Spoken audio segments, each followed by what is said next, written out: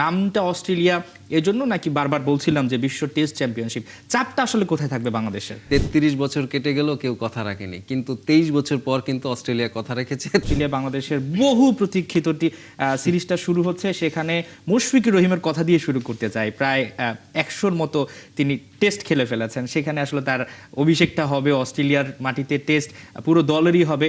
সবাইকে আসলে জিনিসটাকে কিভাবে দেখছে যে নামটা অস্ট্রেলিয়া এজন্য নাকি বারবার বলছিলাম যে বিশ্ব টেস্ট চ্যাম্পিয়নশিপ, চাপটা আসলে কোথায় থাকবে বাংলাদেশের?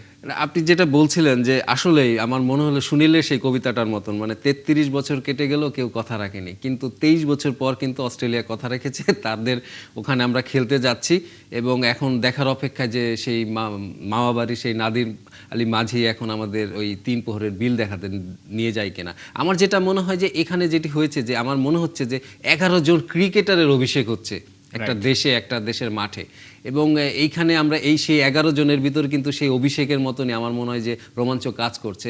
এবং আমরা জানি যে মুশফিকুর রহিম, আপনি যেটা বললেন যে ১০৩ ম্যাচ তিনি খেলেছেন, তার কেরিয়ারের সায়ান্নে এসে তার একটি বৃত্ত পূরণ হচ্ছে, অপূর্ণ একটি বৃত্ত তার পূরণ হচ্ছে। এখানে একটু থামাতে চাই। ধরেন এই যে একজন প্লেয়ার ১০০-র বেশি টেস্ট খেলে ফেলেছেন, তারপরে অস্ট্রেলিয়ার মাটিতে আমাদের কখনো টেস্টের জন্য আমন্ত্রণ জানায়নি।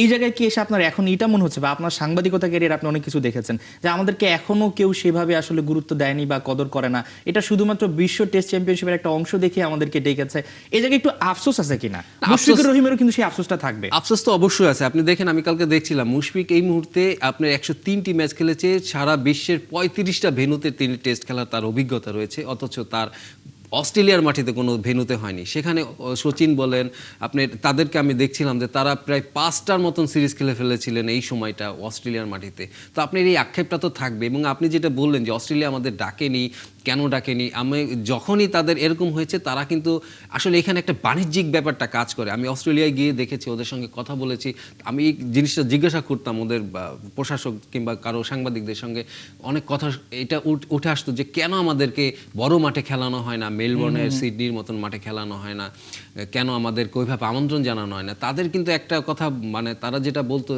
যে দেখো তোমার এই মেলবোর্নের স্টেডিয়ামটা খুলতে যে টাকাটা লাগে একদিনে, সেই টাকাটা আসলে বাংলাদেশ কিংবা অন্য কোনো একটু র্যাঙ্কিংয়ের নিচের কোনো দল আসলে পরে সেটা ওঠে না। এই জন্য এই খেলাগুলো দেওয়া হয় একটু গ্রামের সাইডে।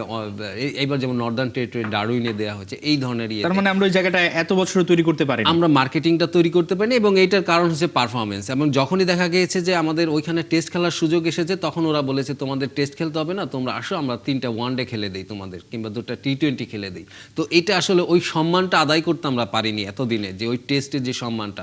এখনও আপনি দেখেন এই ডারউইনে কথা হচ্ছে কি, ওদের পিস কিউরেটর বলছে যে, আমি একটা লেখা পড়লাম, তিনি বলছেন যে আমি চাই না যে 2 দিনের টেস্টটা শেষ হোক, আমি চাই যে এই টেস্টটা, মানে এরা বাংলাদেশের খোঁজ খবরটা খুব ভালো মতো জানেন। তার মানে কি, তার মানে কথা হচ্ছে আপনার অলরেডি প্রশ্ন উঠে গেছে যে এই আমরা হেরে টেস্টটা যাচ্ছি 2 দিনে কি শেষ হয়ে যাবে কিনা। তো এটা তো আসলে হতাশাজনক একটা ব্যাপার, এবং টেস্ট শুরু হওয়ার আগেই এমন যদি আলোচনা হয়ে যায়, এবং এটা কারণ আসলে প্রস্তুতি ম্যাচ, আমরা ওই প্রস্তুতি ম্যাচটা হেরে গিয়েছি একটা আনকরা দলের সঙ্গে। তারপরে আসলে ওদের আসলে যে দর্শক টানার ব্যাপারটা, ওরা খুব চেষ্টা করছে ওদের লোকাল দর্শকদের এখানে টানার জন্য, কারণ ওরা জানে যে 23 বছর পর এখানে ওদের ওইখানে টেস্ট দেখতে যাচ্ছে, 22 বছর পর ওদের দর্শকরা ওখানে টেস্ট দেখতে যাচ্ছে। তারাও চায় যে টেস্ট একটু লম্বা হোক, 4-5 দিনে যাক।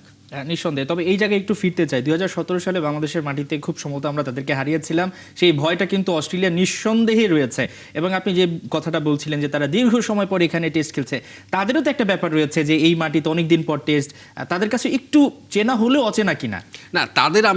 তাদের কিন্তু এই নর্দার্ন টেরিটরি, এই জায়গাটা ডারউইন, তাদের সবসময় এলো টাইম চেম্বারের মতন। তারা যখন উপমহাদেশে আসে তারা ওইখানে ক্যাম্প করে, এবং আপনার এইখানে কিন্তু তাদের অচেনা একবারেই বলা যাবে না, কারণ তারা গত বছর এখানে টি-20 ম্যাচ খেলেছিল সাউথ আফ্রিকার সঙ্গে, এবং তাদের এখানে কিন্তু আসলে তারা এটা অনেকটা ওই ফানি ক্যাম্পের মতন থাকে। তারা ওইখানে যে কন্ডিশন অ্যাডাপ্ট করার জন্য ওই কাজটা করে। তো সেখানে তাদের একেবারে অচেনা এটা বলা যাবে না, তবে তারা ইউজ টু না। তারা সাধারণত অ্যাশেজ খেলেছিল লাস্ট 6 মাস পর তারা খেলতে নামছে, এবং সামনে 12 মাসে তাদের 20টা টেস্ট খেলতে হবে। তারা কিন্তু এখান থেকে আসলে ওয়ার্ম আপটা করছে, তাদের জন্য এটা আসলে গা গরমের একটা সিরিজ।